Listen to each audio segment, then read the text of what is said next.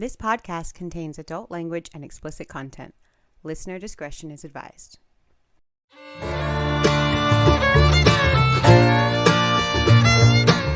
Hi, I'm Grant. And I'm Erica. And this is From Crime to Crime.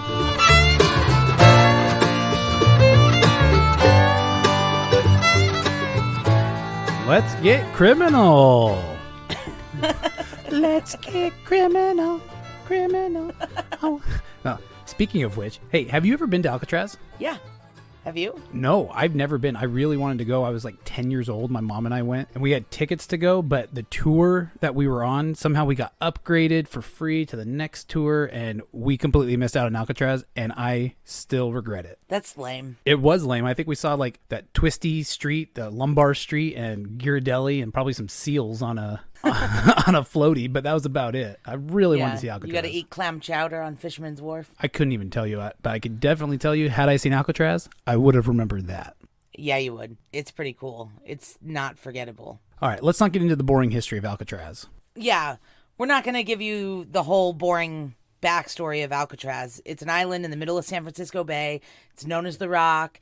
It's had captives since the Civil War. In 1934, they turned it into the world's most secure prison. You know, it had Al Capone and the Birdman, and everybody that was there was because they were known to be hard to handle or escape artists or, you know, things like that. So ALCATRAZ was so cool. Yeah. So there was iron bars, guard towers, strict rules, dozens of inmate counts a day, razor sharp rocks that go down to freezing shark infested waters. Oh. So escape from ALCATRAZ was pretty much impossible. But from 1934 until the prison was closed in 1963, 36 men still tried to escape in 14 separate escape attempts. That's so cool. So they were almost all caught or died trying, except the 3 guys who made it. So that's what we're going to talk about today, because that is the interesting part of ALCATRAZ. Dude, ALCATRAZ is so cool. It is so historic for so many reasons. I love this case. The escape from ALCATRAZ is such a cool case because really it's 4 dudes who just said, we're done, and, did the unthinkable. Yeah. Although people had tried before them, but they all failed. Right. So. And that was the thing with this, too, because it had to be perfectly executed and planned. Yep. We'll get into that in the theories about how that may or may not have gone down. Right. But, I mean, just think about it, because every early morning, the cell guards would go and check to see who was in, make sure everybody was in bed. That they had to really plan this. But it was one morning, June 12th of 1962, the guards had trouble waking an inmate up. And they went into his cell to try to get him. And from what I've read and heard, he went in, tapped the pillow, the guard did not wake up, tapped him on the forehead, and the head rolled off onto the floor. It was a paper mache head. I heard he shoved the head with his nightstick and it rolled off the bed onto the floor. That's why in the pictures that you see of the clay heads, one of them, the nose is broken. Because when it fell on the floor, the nose broke. For what it's worth, they're not clay heads. They are paper mache, just so we have all of our facts straight. Oh, really? Yep. So they do a quick check of the other cells and they discovered that 3 inmates were missing and had dummy heads in their beds. John Anglin, his younger brother, Clarence Anglin, and a guy named Frank Morris. Can you imagine the guards, what they're thinking right now? Like, they go in to wake these dudes up. They're not getting up. And dummy heads are what they find in their place. Like, can you imagine just being a guard and just be like, hey, jerk, wake up, and the head just rolls off onto the floor and breaks. I'm sure it was like a heart-stopping moment, but at the same time, these are probably like the morning shift guards. So they're like, well, these guys didn't escape on our watch. They're probably like, oh, what were these night guards doing? Just fucking around or what? Glad I just clocked in. Yeah, really. It wasn't me. I didn't do it. Yep. So John Anglin and his younger brother Clarence were both in ALCATRAZ because they were convicted of robbing a bank in Alabama, but with a toy gun. So I don't think these guys are already deserving to be in the maximum secure prison, but... Well, that's not what got them there. That's what got them to regular prison. And then when they tried to escape from regular prison in Kansas, That's what landed him at Alcatraz. So John was sent to Alcatraz in October of 1960, and Clarence got there a few months later in 61 because they had tried to escape from a prison in Kansas in some sort of bakery box or something. It's a weird story, but it didn't work, and they got caught, and that's why they ended up at Alcatraz. They both committed a bank robbery. Both got sent to the same prison in Kansas they tried to escape from. So they sent them both to Alcatraz in the same spot. Mm-hmm. Okay. And they had another brother that committed the original bank robbery with them. Wow. But he ended up doing his time at a regular prison because he never tried to escape. Oh. So Their parents really must have been so proud. well, their parents had like 13 kids. So, I mean, you can't keep track of all of them.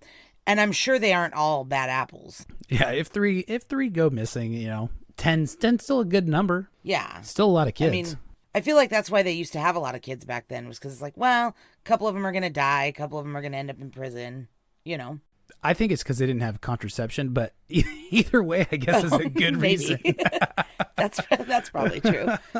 But either way, the third inmate, his name was Frank Morris, and he grew up in an orphanage, and he was in and out of jail since he was 13. But he was a bank robber with a genius IQ.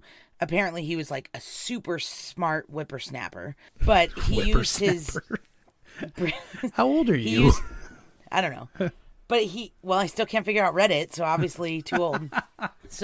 But he used his brains for the dark side. And he was in and out of prison since he was 13 and had tons of escape attempts on his record.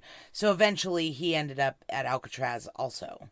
So when the guards sound the alarm and they start checking the island for the inmates, another inmate named Alan West piped up and said he planned the whole escape and was like, you're probably going to want to talk to me, and was just a total D-bag about the whole thing. Right. So is Alan West cool because he planned the whole thing, or is he super lame because he didn't go? And, he didn't go not on his own accord. He definitely planned to go.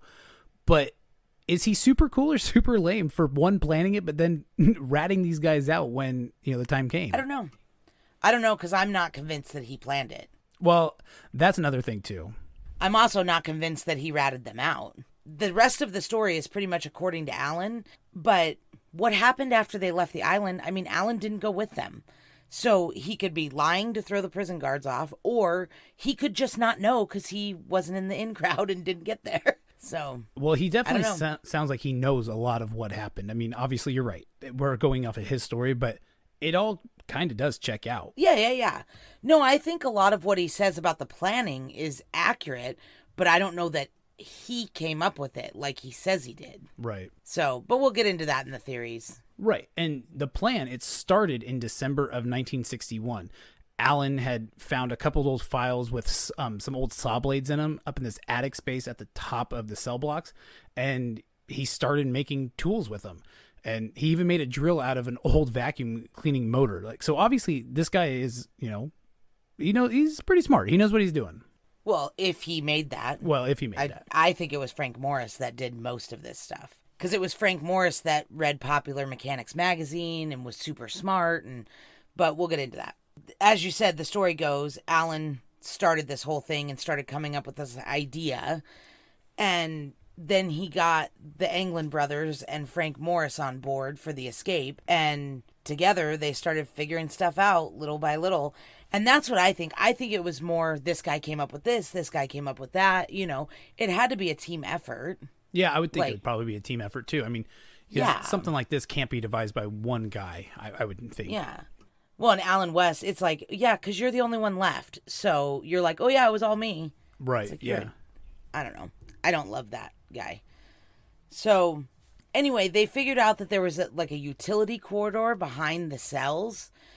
And there was a small vent cover in each of their cells at the back of their cells. And this is where they started. One thing about that utility corridor, though, is that they knew that the guards didn't man that area. So they kind of knew at that point they had somewhat of a free pass if they could get to that point. It's literally inside the walls. Right. So they know it's that not no like one's it's looking. it's not like it's a closet or anything. It's literally inside the walls where all the pipes are and the vent shafts and all that stuff. So, yeah, of course there would be no guards inside the walls. Right. So they had the perfect spot to go. Right. So they started with these vent covers at the back of their cells, and they took a lot of different tools that they had made and different things, and the corrosive seawater over the years had made the concrete easier to kind of like chip out and flake off. So they used spoons from the cafeteria, and the reason that they didn't use knives was because the guards would count the knives at the end of each meal. But these guys realized that the guards didn't count the spoons, because you're not going to shank somebody with a spoon. No, of course not. Although dull objects do tend to hurt more, but Yeah. So they dig away at the concrete little by little around these vent shafts, and they use the homemade drill made out of the vacuum motor to drill holes to make it easier. And they do a lot of this during what was called music hour. So after dinner, there was like an hour where people were allowed to play musical instruments. And I guess it was just loud and obnoxious, and the guards didn't really walk up and down that much during that time, I'm sure, because it was annoying as shit. Everybody playing a different instrument and poorly. these guys are so cool though. Like, this is so Johnny Cash and Merle Haggard, like just in jail, just playing. I mean, especially Merle Haggard, we know very well that Merle Haggard, that he saw Johnny Cash play in the prison, and that's how he kind of got the inspiration to turn his life around. But Yep. what a cool thing. It's just hanging around playing music with a bunch of prisoners. Like, that's badass. Being in prison is not badass. It is when you're at Alcatraz. Alcatraz. That's is because so cool. Alcatraz has all this like lore around it, but when you're an actual inmate there, it was horrific. It was horrible condition. They were like mostly isolated. It was terrible. It was like the worst prison to be at. Yeah, but the best one for stories. Yeah, but they had no freedom at all. So anyway, they started flushing pieces of the broken concrete and everything that they were getting away from this wall. They started flushing them down the toilets, and then they would stick bigger pieces in their pockets and take them out to the rec yard and just like toss them. These guys are so cool. I think these guys are so cool. Yeah. To me, I was like, why didn't they just put it in where they were chipping into? Like, why didn't they just shove it back into the corridor? But I guess they had to get through the wall first. Yeah. To make a hole to put it through the corridor. That's probably why. Yeah, that's a really good question, Yeah. because they had to pick up their mess, and maybe they didn't have that space yet. Yeah, maybe they didn't make it all the way through first. I would never be able to do this. I do not have that kind of attention to detail. I would leave something on the floor and I would get busted well before this became a thing. Yeah. And they kept watch over each other and made fake cardboard cutouts and painted them the same color as the wall with the vent covers to hide what they were doing, which seriously, such a smart thing to do. Like, these guys had everything planned out, like it seems like there was nothing that was missed by them. Obviously, because they did this.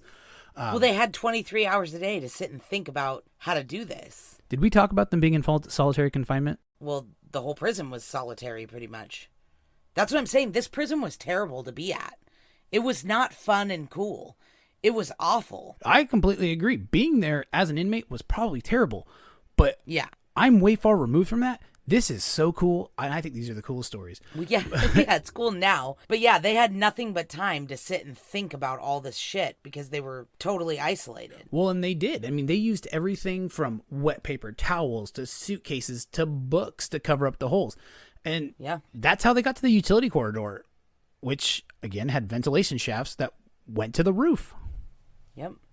So the cool thing, though, I've seen pictures, and they have it set up in the cells when you go to Alcatraz now, is they show you, like, the way they chipped out around that vent hole and got through to the corridor. They show you, like, a piece of how they put the grate into the cardboard and then used to slide the cardboard cutout over the vent, and it's all painted the same color as the wall and everything. So it's really easy to see how the guards would not notice that. Oh, yeah. Unless they were really... Obviously, when you see prison shakedowns now and stuff, they know, check all that stuff because this happened. This has all been done. But in 1962, they didn't... I mean, I'm sure they didn't really go in there that much. Right. And I'm looking at pictures of it right now. I have them pulled up on Google. We'll put these on our Instagram at From Crime to Crime for anybody who wants to see them. But this looks almost like a fireplace. If that's the best way to describe it. It looks like a fireplace was cut out and, it looked like it's meant to be there. But this was chipped away over years and years so that these guys could eventually get through it. Not years and years. It was chipped away over 6 months. Oh, that was it? Yep. Oh. December of 61, they started planning it, and June of 62, they escaped. See, I told you, attention to detail, not my thing. Nope, it is not. But that's okay. That's why you have me. Right. They had set up a secret workspace up in this like attic area above the cell blocks that one of them was given permission to like go up there and clean it out and paint because the salt water in the air and everything makes the paint peel off of the ceilings and stuff. I don't know if it was a punishment or if he asked to do it, but he had been given access to this space and they let him drape heavy blankets over it so that all the paint flakes and everything from when he was cleaning up there wouldn't fall down onto the polished floors. For what it's worth, I don't think this was any kind of punishment. I think they trusted him, and that's why they let him have this space, and they let him have it, blocked off because, the paint chips and whatever. Like they were so lenient with this kind of stuff. I think once you did get on the guard's good side, you were probably in. It was probably an okay place to be, honestly. Yeah. Well, that, like you said, too, with the Anglin brothers, they had cells right next to each other. Nowadays, if two brothers are even ever allowed at the same prison, I highly doubt they're going to let them be in cells next to each other. Well, and they requested to go next to each other. So I know. They're like, we pinky promise that we won't do anything bad. Do you think Eric and Lyle Menendez, who are in the same prison, are allowed next to each other now? Because I don't. I don't know. Because they've obviously seen each other. Yeah, they have. And I don't know how they ended up at the same prison. I don't remember the story about how they got to the same prison either, but yeah, I don't know. It's a very weird thing to put family members in the same place. It's probably very comforting for, you and your family member if you're in prison together at the same time at the same place. But that's part of the reason why they don't do it is because it's like, well, why do you get comforts? You murdered somebody Bingo. or Exactly. you robbed a bank but the other reason is also because, hey, maybe you and your brother are going to plan a crazy escape and that's probably not legit. Yeah. So anyway, they had this secret workspace set up where they were going to make all of their stuff for their escape. Paddles, rafts, tools, all this stuff that they were going to need for their escape. And it's pretty insane, some of the stuff that they built. Like the rafts. Yeah. The rafts were really big too. Yeah. They were like 14 feet long and 6 feet wide or something. They were made out of stolen or donated raincoats from other inmates, which I feel like donated, is that like voluntarily or did they make them give them their rain? Because I've been to Alcatraz and I'll tell you what, you better not be giving up your raincoat because you'll be wet all the time. I wonder too, like if they told other prisoners like, hey, we're doing this and that's why they were donated. If they were donated, like, yeah, go for it. That's probably true because of the inmate code thing. If you know of somebody who's trying to escape and there's some way you can help them, you just do. Even if you're not going to be involved in the escape, you still help. See, Alcatraz was so cool if you weren't an inmate and just get to hear stories about it. Yeah, so these rafts were super cool. They sewed them all together and they even vulcanized the seams on the hot steam pipes that were in this ventilation shaft. So they somehow, like, after they sewed them together, obviously that's not going to hold air because they've put holes in them to sew them together. Sure. But they like melted around where they sewed them together so that it like sealed them. These guys are the coolest. They just are. Like, this is such cool stuff. This is so cool. That's pretty genius. It really is. It's so cool. Like some of the stuff that these guys did, I'm like, dude, if you guys got real jobs, you could have like a 401k and a mortgage. Like, you're pretty smart. Yeah, I'm sure they were thinking that they could be engineers once they got out. Well, they're super smart. If they would have just taken this and put it towards something useful, they could have been successful people. Like, it's crazy. I've seen pictures of the homemade paddles that they built. I'm not sure how they made those because those were made out of 2x4s. I don't know where they got wood. Because these guys were helping, around the facility. I'm sure they had access to wood and was bring it in there and, make up some story. And okay, sure, why not? Yeah, and I guess they didn't need huge 10-foot long pieces. They were just little short, stubby paddles. Right. And I mean, they were very, like we said, they were very intelligent. They used all kinds of things. They even used a concertina into an inflation device for the raft. And for those who don't know, it's kind of like an accordion. You pump it together and it puts air through it. So, I mean, all of these things are really smart ideas and not just, thrown together on a whim. Yeah, except somebody was going to be super pissed during music hour. Yeah, their concertina was missing. Yeah, the polka band's like, God damn it. Poor Polish inmates. They don't get their polka. Yeah. They were also pretty crafty, too, because the dummy heads that they made, even though when you look at them, like, just by themselves, they look pretty stupid.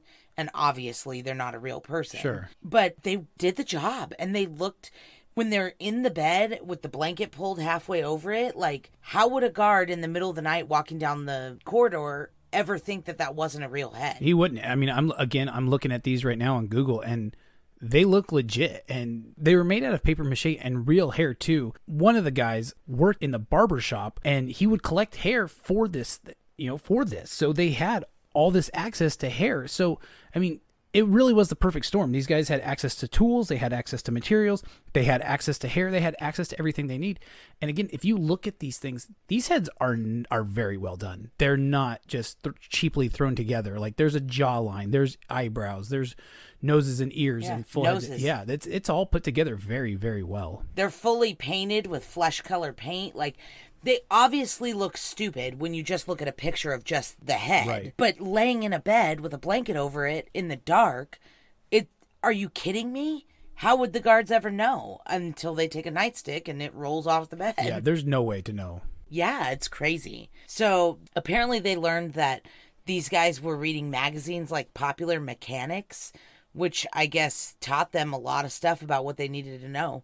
That's how they learned about the vulcanizing the seams for the raft and all this other stuff. So these guys are so cool. They just are. They're just the coolest. So after 6 months of chipping away at these holes in their cells until they were big enough to get through to this vent shaft, the night of June 11th, 1962 came, and it was go time. Game time. Yeah, I don't know what made them pick that night, but they picked it. I don't know. I have never heard why they picked it either. I just know that worked for them. But on that night, John, Clarence, and Frank removed their vent covers, got into the corridor, and then Alan West, as we know, was left... because he hadn't finished chipping away the concrete out. So he couldn't go. These guys were ready to go, and they weren't going to wait for him. And honestly, why would they? But I've also heard that he says that they did take turns helping him try to chip out the rest of his hole, and that they ran into some pipe he didn't account for and they couldn't get through. And so after a little bit of doing that, they realized that he wasn't going to be able to go. So they just left him behind. So wait, they tried helping him get out the night they escaped? Yeah. That doesn't make any sense to me. See, again, it's another flaw in Alan West's story. Why would they help him get out when they were in that corridor? Like, it's go time. You got to get out. There's no waiting around trying to help somebody else out. Like, you got to save yourself or your brother and get out. Well, that's what he says. He says that he was like the mastermind. So when they all met in this corridor, I'm sure they didn't have watches. Or maybe they did have watches. I don't know. But when they all met in this corridor, they were like, where the hell's Alan?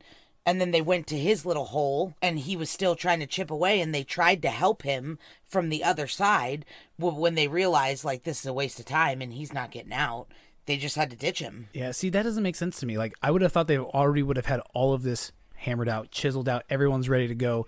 That's why they chose that night. Well, they said that the reason that Alan couldn't was because his cell was on the end, and it was closer to where everybody could see it, like the guards, other people walking up and down. His cell was more visible, so he didn't have the same amount of time to chip that the other guys did. Yeah, I think this guy's just making things up. Supposedly. Yeah, exactly. But I also think he's full of shit. I do too. So. I mean, honestly, if these guys got out, they're not sitting around the corridor just like checking their watches if they have them going, hey, let's go check on Alan. No, they're getting out. Like, there's a time to go and you're out. There's no time to wait and hope that somebody else gets there. I don't believe Alan West's story in that, and at least that part. I don't. Yeah. So this is when they make their way 30 feet up. They started climbing pipes and vent shafts and everything all the way to the roof. They went out a vent shaft and onto the roof. Yeah, and that's a big thing too, because when they got to the roof, there was a metal grate that they pushed up, and it made a noise. I think the noise was 1037, if I remember. I don't have it written down, but I think it was 1037 that they heard this noise, the guards did, and they remember hearing that going, hey, what was that? But everything looked okay, so no one really thought anything of it other than, hey, make note, 1037. So that's how they know it was about that time. Once they were on the roof, they climbed down the side of the building and then over a barbed wire fence and down to the water.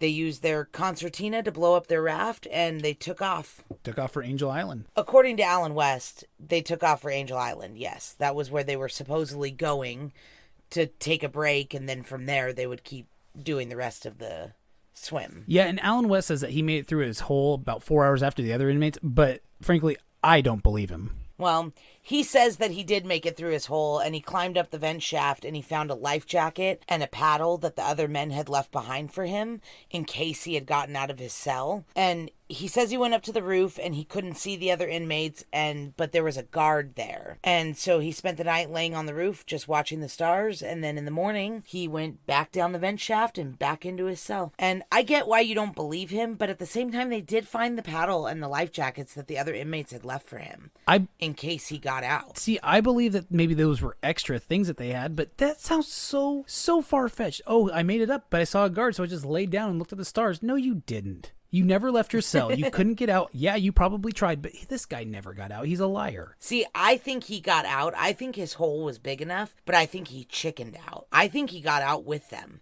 And then when they went down to go, he chickened out and went back in. Well, theories are at the end of the podcast. I think he was a chicken shit. So, anyway, that's eventually he went back to his cell. And he waited until the guards realized that the other guys were missing, and then he just started fucking singing like a canary. Yeah. Again, Alan West claims that he was the mastermind of this whole thing, but at this point, I think it's pretty obvious it was probably Frank Morris. I mean... Yeah, Frank Morris supposedly had a genius IQ and was super smart, and I don't know. I think it was a combination of all of them. So I do think they all had a plan, or at least a part of it. And I do think Alan West was involved. So of course. I think at least some of his accounts are true. Maybe I don't think his parts are as true as he says. Yeah.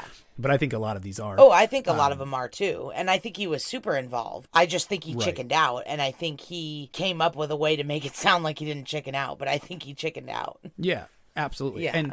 And one of the things that Alan West had said was that their plan was to swim to Angel Island and then take a break, until they got to Marin County. Yeah. So after the escape, they searched the prison and they found the workshop. They found over 80 tools that these guys made. They found unbelievable. Yeah. 80 tools. Think about that. Yeah. These guys made 80 tools. Yeah. Spoons and screwdrivers and saws and knives and yeah, it's crazy. All in this makeshift workshop that the guards let them put up. Yep. And all of it was going on right under their nose. And in their cells. They found between their cells and the workshop, they found all the paint, the paper mache, the hair clippings, the cut up raincoats.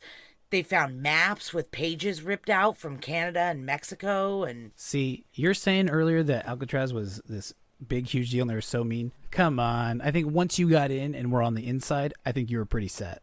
Maybe. So look at this, I've seen Orange is the New Black. Once you get in, you're pretty set. Stupid. This is not Orange is the New Black. These guys were treated horribly. Doesn't sound like it. The FBI, the BOP, and the Coast Guard searched for days. Time out. What is the BOP? I've never heard that. The Bureau of Prisons. I had no idea there was a Bureau of Prisons. Who do you think runs the prisons? Sheriffs? Local authorities? I didn't know there was a Bureau of Prisons. Is that a federal program? Yeah, federal prisons. Yeah, the Bureau of Prisons. Yeah. Oh. They didn't cover that in Orange is the New Black, so I didn't know. Yeah, that's because it's not real. It's too, actually. Thank you very much. It's based on a true story. Oh, my gosh. Anyway, the FBI, the BOP, and the Coast Guard eventually decided that they likely drowned in the cold waters, or the wind and the tides were too strong for them to get to Angel Island or to San Francisco, and that it swept them out to sea. Because even little tiny details at Alcatraz were thought out by the prisons. Like, their showers were on purpose warm showers so that the inmates couldn't get used to frigid waters. Like, if they took cold showers every day, they would get used to the cold water. And then it would be easier for them to swim. So their showers were on purpose warm. Warm showers, again, proves my point. Alcatraz probably wasn't that bad. You're not doing anything to convince me otherwise. Yeah. I just think it's this really cool place to try to escape. Yeah. So the bodies never washed up on shore, though, and the sightings started coming in almost immediately. And every tip was looked into, but none have ever been confirmed or verified. The FBI believed that the three men didn't survive, and they closed the case December 31st, 1979, and handed it over to the U.S. Marshals. And they cited 4 reasons why they closed the case. And they're all bullshit. Yeah, they're all stupid. Yeah. I don't like any of these reasons. Yeah, well, let's go over them. Okay. The first one was crossing the bay. And, I mean, yeah, now there's, people who are fit and in shape, and they do these mile-long swims from Alcatraz to Angel Island. But with the strong currents and frigid bay water, the odds were clearly against these guys, especially with taking warm, classy showers, at this nice... But the one thing, whenever they do like the, oh, can this be survivable? And they get a guy in the water and they're like, okay, swim, go, try this. It's like, you're never going to get the exact same conditions that these guys had because you have no idea what time they went into the water. So you don't know what the tides were like or anything like that. Plus, these people that are doing this just to see if they can do it are not swimming for their lives. These guys were literally swimming for their lives. And there's no way to factor that adrenaline into that. It's do or die. These people that are swimming to prove whether it's do or die have the option to go, okay, I'm done, and get back in the boat. That's true. And not to mention that they're wearing wetsuits, so yeah, and probably have flippers on. And yeah, maybe those webbed hand things that make people look like they're platypuses and things like that. The number one reason why this reason for them thinking that they didn't survive is bullshit is because 6 months after these guys escaped, 2 more men tried to escape from Alcatraz, and one of them was caught really close to Alcatraz clinging to a rock, but the other one was found on the bay in San Francisco. He made it. So we know it's possible. Right? 6 months later, which means that was in December, which would have been colder. Oh, yeah. Terribly cold. I mean, it's always cold in San Francisco, but like on the water, it's freezing there all the time. Yeah, definitely. I mean, not the other freezing, one, but it's cold and wet all the time. But December is way colder than June. Absolutely, yeah. In most places, that's true. Yeah, of course. So their second reason is 3 if by land. So the plan, according to the Alan West, was to steal clothes and a car once they were on land, but there was never any reports of a car stolen or clothing stolen, so nothing ever matched this. But my whole thing is like, they have no idea where. Right, and clothes being stolen, I mean, you could steal clothes from a store and that might get reported, or you could steal clothes from, I don't know, almost anywhere. I would think, like, at that time, probably clothes hung up on the laundry was still very popular. Maybe they stole them that way. Who knows? And yeah, and it's like, that to me is bullshit, because if you don't know where they washed up on shore, you don't know where to check for thefts. You're telling me nowhere in the whole San Francisco area that night was there a car theft. Like, get real. Yeah. No kidding. That's, yeah, there had to have been something of course. Somewhere. Yeah, absolutely. Absolutely. San Francisco is very big and very well populated. Well, and all the other areas that they could have gone that weren't even San Francisco, even if they somehow ended up on a different area. So that's bullshit too. Their family ties too. Like, yeah, that's the third reason. Yeah. Yeah, even if they were able to get away, like, they didn't come from a lot of money, hence they held up a bank with a toy gun. Well, and all the money from their bank robberies had been recovered.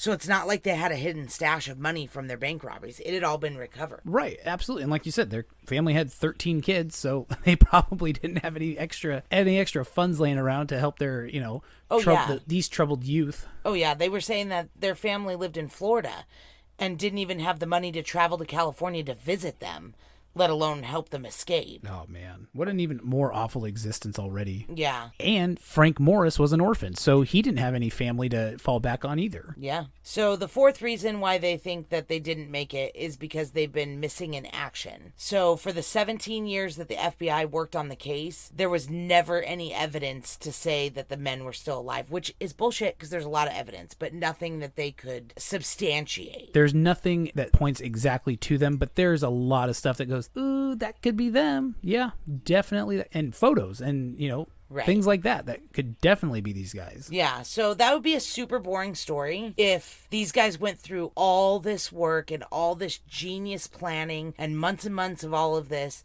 and then they just drown in the bay. That would be the worst story in the world. So we're not even going to talk about that. We're just going to talk about what the theories are that they survived. Love the theory section. So the other reason that we're only really going to talk about that is because I think they did survive. I think that 2 of them survived, but we can get into that. Yeah. So we're not we're not technically in the theory section yet. We're still telling the story, but that's fine. Yeah. So 3 days after all of this went down, they did find a paddle.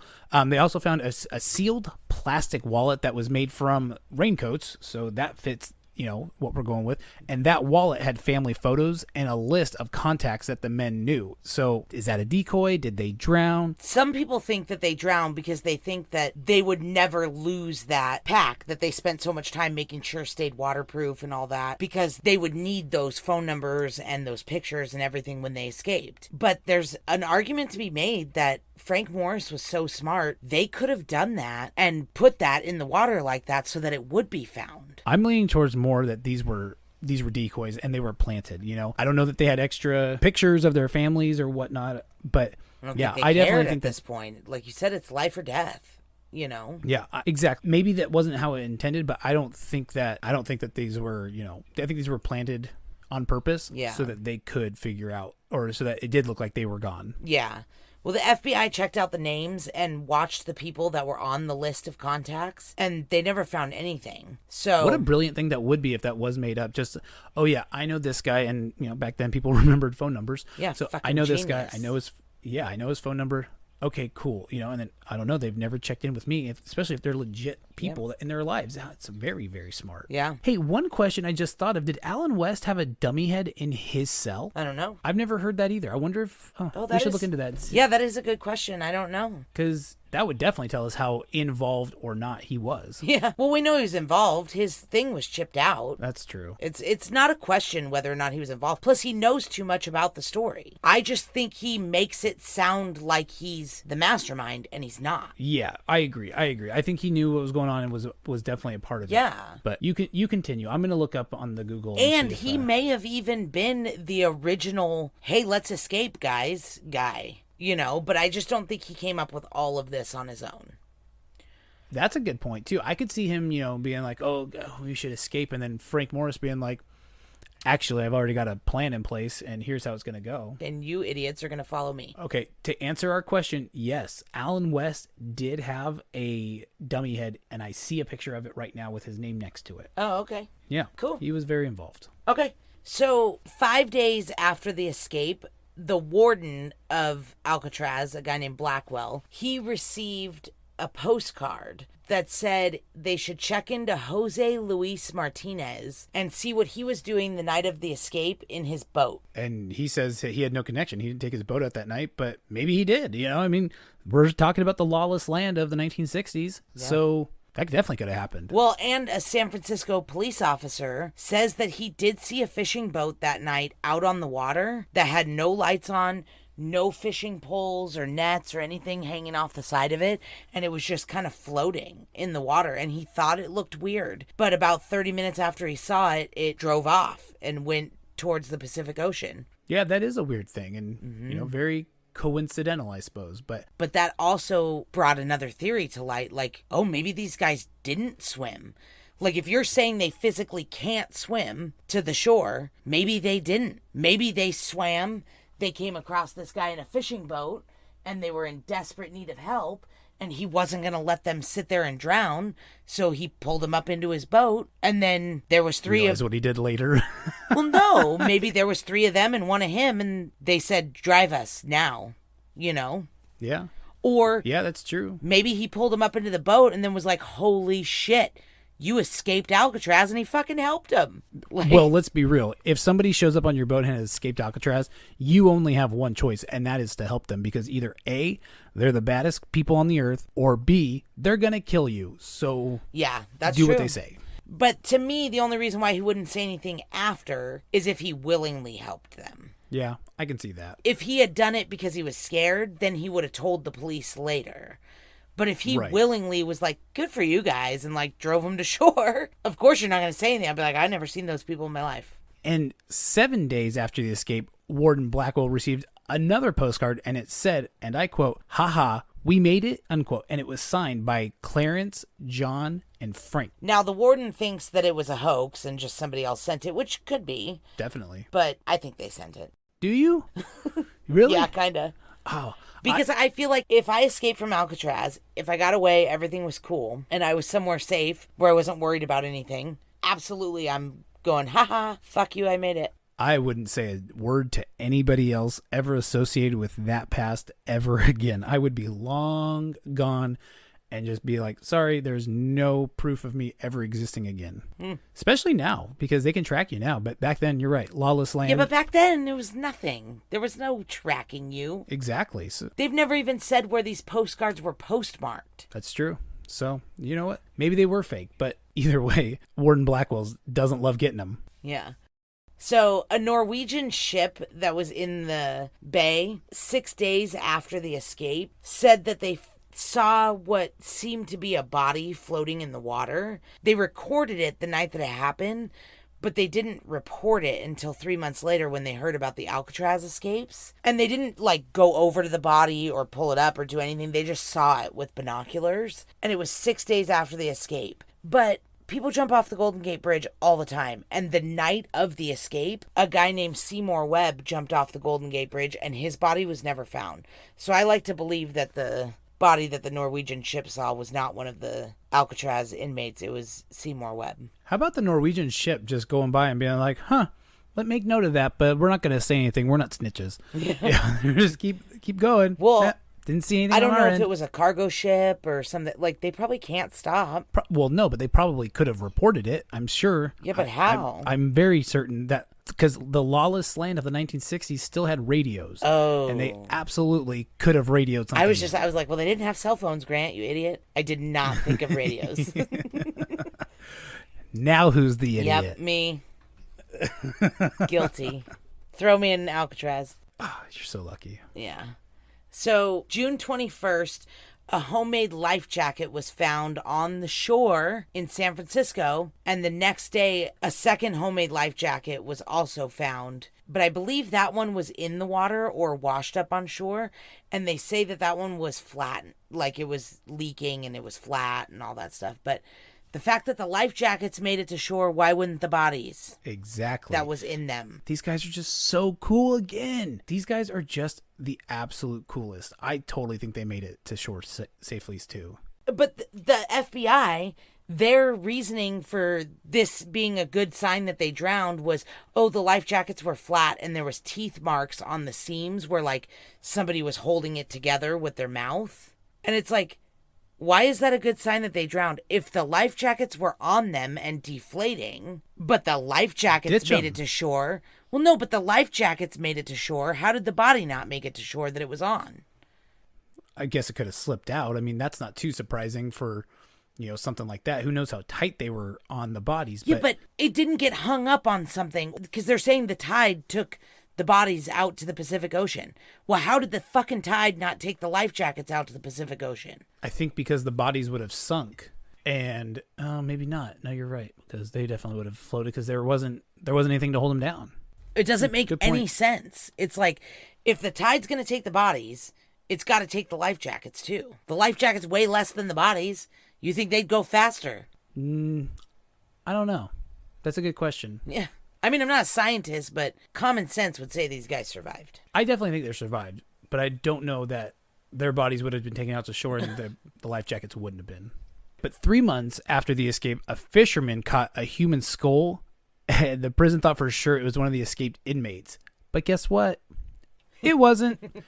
I know the warden and the BOP and everything and the FBI, they were like, see, they died. And then when the dental records came back, they were like, never mind. And again, they were like, gotcha. We made it. Yeah, I know. I was like, eat your words, man. So the Anglin family over the years has claimed to have received postcards and letters from the brothers. And their mom supposedly received flowers every year on her birthday from an anonymous sender. And good on them, too, for if they did survive, not going back home and putting their family at risk. That's another really, because how hard would that be to not go see your family, but they knew they couldn't, Oh, yeah. They'd be putting them in harm's way. But as much as these guys were criminals and they were in jail and stuff, if this part of the story is true, their mama did something right because they still send her flowers on her birthday. Yeah, they weren't that bad after. And remember, these guys tried robbing a bank with a toy gun and then tried to escape. I'd probably try to escape a prison if I had a toy gun too. I guess I wouldn't be robbing a bank, but yeah, but they robbed a bank with a toy gun because they didn't want to hurt anybody. Right, exactly. So you're right. Mom did do something right. Yeah. So I mean, I'm not condoning bank robbery, but I'm just saying, like, I don't think these guys were like Alcatraz hardened inmates that should have really, I don't know that they did anything to really deserve to be there. They weren't murderers. They never hurt anybody, you know. Right. Although I don't Exactly. know, we don't know that much about Frank Morris. He could have been a jerk. We don't really know that much about him. So, Well, I mean, we know he was an orphan and he was in and out of prison for his whole life, but yeah, he had nothing else to do. He didn't Yeah. have any family to go see. yeah. So there's a lot of rumors too that in 1973, when John and Clarence's mom passed away, that there were two tall, strange-looking women Oh, yeah. wearing a lot of makeup at her funeral, but they disappeared before the FBI could talk to them. And I don't know. That seems so weird that the FBI would want to talk to these women in poorly done makeup. But I mean, I guess they were still investigating. And The FBI went to her funeral to make sure that they didn't show up. So when they saw these two guys dressed like women, they were like, we got to talk to them when this funeral's over. And then by the time the funeral was over, they were gone. that was, again, another really smart thing to do. Like, Yeah. get in, get out, and move on. Genius. Like, yeah, and to be able to show up and see your family and celebrate your mom and then just peace out immediately. Yeah. They, you know, obviously, if they did survive, Yeah, that's restraint for sure. restraint is definitely a good word for it. You know, I would want to Discipline. go and see my family. Yeah, discipline, definitely. All those kinds of things. So, another rumor is that a family friend gave a photo to the Anglin family of two men next to like a rock in Brazil. And experts have looked at this photo and they say that they believe the photo was taken in 1975, that the date is accurate. It's not like a newer photo meant to look old. It was taken in 1975, so that's 13 years after the escape. And the photo is clearly of John and Clarence wearing sunglasses and facial hair. Well, it does look like John and Clarence, but obviously we don't know for sure. But the family does say that they think it's them too. So It looks just like I mean, they're not aging very well and they have long hair and facial hair because Clarence was a fox. When you check out these pictures, he was super cute. I'm like, ooh. Clarence, I'm looking at pictures of all of them, and none of them stand out to me. And I'm definitely willing to admit when there's a good-looking man. But let me see. Let me look up Clarence. What's his name? Clarence Thomas? No, his name is Clarence Anglin. Oh, right. Clarence Thomas is a court justice. Yes. The Supreme Court. Yeah. He's dork. Oh, okay. Yeah, I can see it. Yeah, he's a good-looking guy. You know, he's Yeah. kind of got that rugged kind of look about him. I could see that for Yeah. sure. In this photo from 1975, he's obviously not aging that well, but the hairline, the nose, like the things that you could see, it obviously looks like him. And the other guy, too, same thing. You can't see the eyes, but the hairline and the face shape and the nose all are so spot on. Like, what is the likelihood that two other guys that aren't them got together in Brazil in 1975 and took this picture to make it look like they were them? Like, what are the chances of all of this? They're probably not super great. And I'm looking at that photo that you're talking about, and Clarence has facial hair, so you really can't tell him apart too well. I mean, the hairline is similar. Yeah, it is. And the But nose. I think John is John for sure. For sure, dude. Yeah. Now, I don't know where Frank Morris is, but I'm sure they split up. This is 1975 too, right? 75, yeah. These guys have like John has these cool chops. Looks Yeah, like he Joe does. Cocker. Yeah. Clarence Anglin has this like nice thick goatee that with these thick chops that there's only like that small little piece of hair missing. I know he's got the Oh, Tyson man. Rail goatee. Yeah, and they both have that button down that like goes like almost like down like to like their nips and stuff. Oh, yeah, like- and their chest hair's all hanging out. It's very Yeah. 75. oh yeah, these guys are cool for sure. Yeah. They definitely escaped. They're so cool. Yeah, stop with that stupid shit. So there's been a ton of clues and rumors and tips and everything reported over the years, but we're really only talking about like the major ones. So in 2013, a letter was sent to the San Francisco Police Department. Do you know what I'm talking about? No, but tell me more. You don't know about this letter? No, I've never heard about this letter. Ooh. So apparently, supposedly, according to people who have read the letter, It said, "My name is John England, and I escaped from Alcatraz in June 1962 with my brother Clarence and Frank Morris. I'm 83 years old and in bad shape. I have cancer. Yes, we all made it that night, but barely." Wow, how cool are these it people? keeps going. It keeps going. So in the letter, it claims that after they escaped from Alcatraz, that he lived up in Seattle, and then he moved around to North Dakota, and eventually he settled in Southern California. Southern California. Oh, man. I hope I run into John or Clarence England. Yeah, right? So he claims that Frank Morris died in 2008, which the only thing about this letter that makes it sound bogus to me, although I still want to believe it's true, is that line. Because he says that Frank Morris died in 2008 and Clarence died in 2011. But I think if these guys escaped, I think they split up. And what's the likelihood that in 1962, when you're on the run from the cops and you split up from each other, that you would ever be able to find each other again? So how would he know that Frank Morris died in 2008? Yeah, that's a pretty... Unless, what if they planned it all out too to have like these aliases and that they would go by these aliases from then on? And they started their own so then Facebook they could account. Look each other up. Well, there's no. Yeah. Granted, 62. There's no Facebook. Well, not yet, but in 2008 there definitely was. So maybe although I don't think many people of their age were jumping on. But no, but you never know. That's a good theory though, that they came up with fake names before they escaped so that they would know how to look each other up after they split up. Yeah, that's if Frank Morris even made it. Yeah, I don't know. But the letter also went on to say, "If you announce on TV that I will be promised to first go to jail for no more than a year and get medical attention, I will write back and let you know exactly where I am. This is no joke." So the FBI has checked the letter for DNA and fingerprints, but nothing has ever been found on that. So they think that the letter is not legit because they're like, well, there's nothing on it. It's like, stop it, you guys. That's not a good excuse. I'm tired of your bullshit excuses. Who would write a letter like this in 2013? Like, this is not a lawless land. Like, they can track you. They'll know where you are. That's this is not a good idea. Yeah, but there's loons that would do it, but I feel like it's him. And how would they not get caught?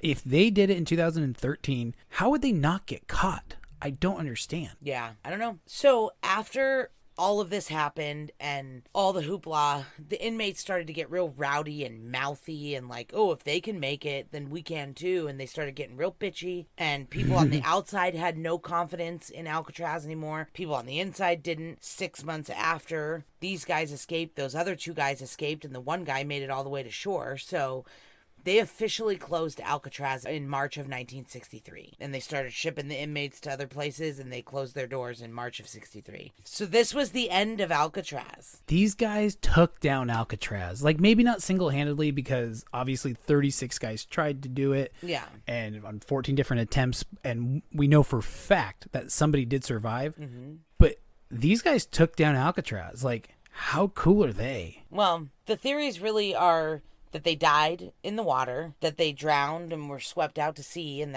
their bodies will just never be found, or that they survived and they made it out. And I like to believe that they survived and they made it out. And I think they made it out, all three of them together, and they went somewhere for a certain amount of time, and then eventually they split off from each other. Or at least the brothers split from Frank. I definitely think that the two brothers survived. I think Frank Morris did not. I believe that he probably didn't make it, and that may have been from the brothers, taking him down, maybe trying to swim, and, or if the boat started to capsize. Yeah, you're the first one going, dude. So I think that for sure the two brothers made it, and I think there's a possibility that Frank Morris did not. Well, I mean, there's a possibility that none of them did, but with the picture and the letters and all the sightings, I really think that they did.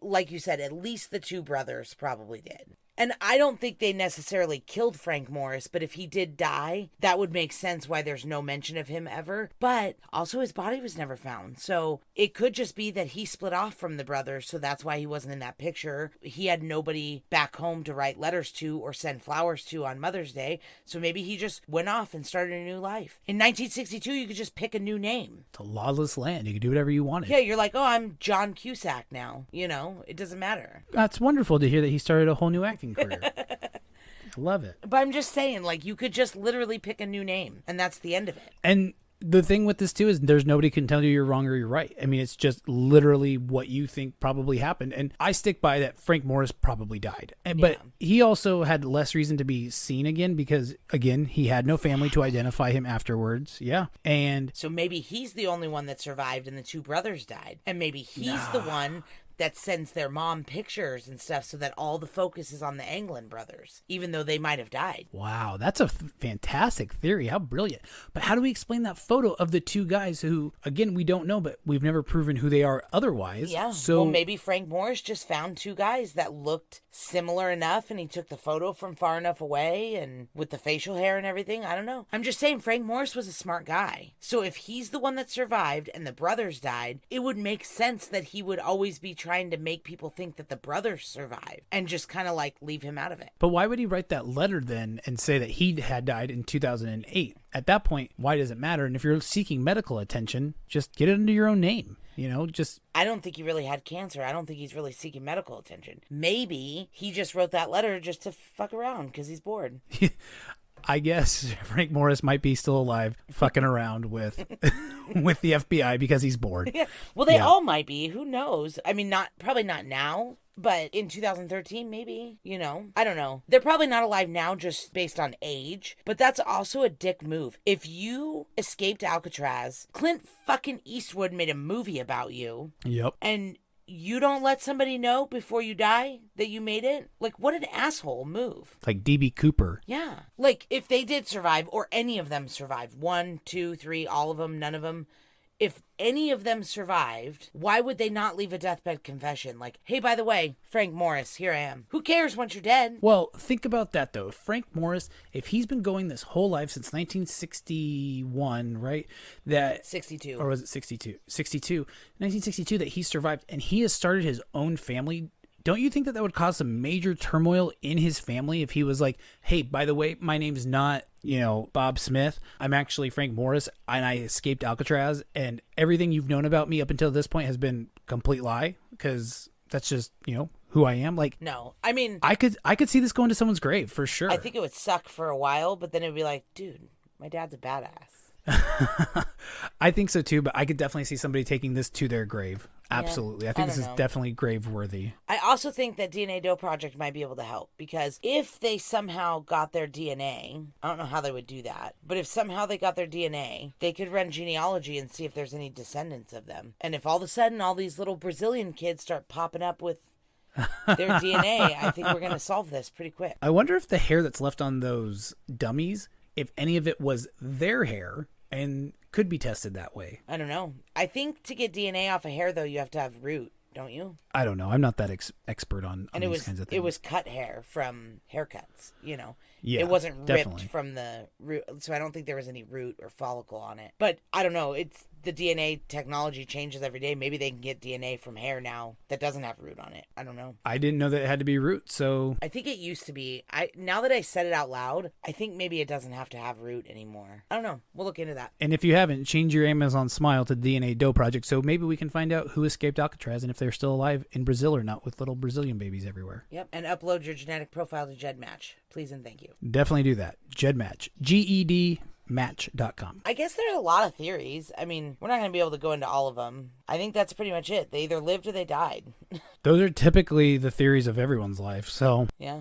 I could see that. I think for sure the brothers lived, and if one of them passed, it was Frank Morris, in my opinion. And I think they all three survived. But if any of them passed, the brothers passed, and Frank Morris survived. That's interesting. I personally hope all three of them survive, because no matter what, all three of them are super cool. But we'll definitely put some pictures up on Instagram too, so you guys can see what some of these photos and whatnot look like, because some of this stuff is really, really cool stuff. Well, and you could see how good looking Clarence Anglin is. That's true. You can. You want to put a poll up on Instagram rating Clarence Anglin on hot or not? That just reminded me of when Pam, remember when she holds up the hot sign when they're doing the whether Hillary Swank is hot or not? Oh yeah, the whole office is like deciding if Hillary Swank is hot or not. Hey, controversial topic. Do you think Hillary Swank's hot? Most often, yeah. Usually, yeah. There's some angles where I'm like, ooh, not the best, but for the most part, Hillary Swank is pretty hot. Yeah. All right. What do you think? Do you think Hillary Swank's pretty hot? No. No? I'm on the not hot train. Oh my gosh. How do you not think she's at least kind of hot? I mean, there's definitely I just things that, I don't know. ooh, not so much, but. I don't know. I'm not going to be like mean about it. I don't think she's ugly. But also everybody says she's a great actress, and I don't think I've ever seen a movie that she's ever been in. So I don't think I've seen a movie she's been in either, but we should put up a poll on Instagram if Hillary Swank is hot or not. yeah. This is the most office thing we've ever done is poll on Hillary Swank being hot or not. So we should definitely put that one up. That's funny. Anyway, do you have anything else on this Alcatraz thing? We could go on forever about it, but I don't have anything else except I really, really want to go visit Alcatraz now. I think this is such a cool case. These guys are so cool. I want to go and try to get... Oh, we could put some of the pictures up from when I went to Alcatraz. Do you still have some of your photos? I just went there like a year and a half ago. You did? Yeah, Matt and I went up there for our anniversary before COVID. Oh, I guess I completely forgot about that. Yeah. Because I knew you a year and a half ago. You've known me for like 15 years. So I'm not wrong. I knew you a year and a half ago. You're a dork. Anyway, we'll post some of those pictures on Instagram if you guys want to take a look. Come take a look and rate Clarence Anglin. Yeah. And Hillary Swank. You Yeah. can rate Hillary Swank and Clarence Anglin. Yeah. And thank you to everybody who participated in the giveaway. That was so much fun. And we'll be doing more giveaways in the future, I promise. Yeah, you guys like when we give away free stuff, so we'll give you more of it if you guys keep coming back. Yeah. All right, buddy. All right. Anything else? Nope, that's it. All right. Well, I love you. I'll see you next week. Okay. Love you too. Bye. Bye.